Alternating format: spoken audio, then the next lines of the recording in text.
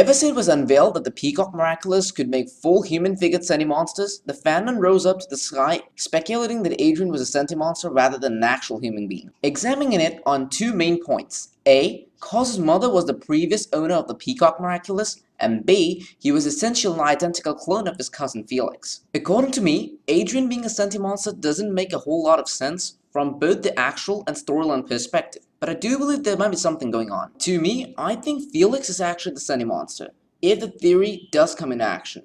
And I think Emily could have just used it to make a kid for a sister who in turn couldn't have a child, even though Felix did have a father. Now how can I prove that just one of them is a Sentimonster? Well, simply because they're identical.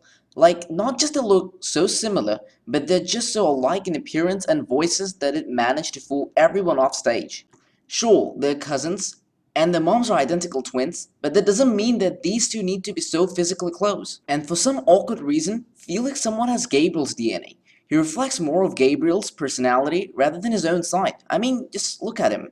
They both have a cold and distinct nature, and both even dress in a similar pattern.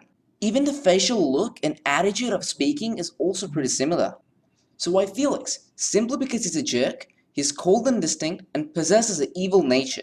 I think it wasn't like that all the time. When Massively lost control of the Sentimonster by losing his staff, it went wild, and I think it's the exact case with Felix. Maybe he was a nice and gentle-hearted child, but as Emily lost control of the controlling object and passed him in a coma, he just takes turns, and turns into a jerk.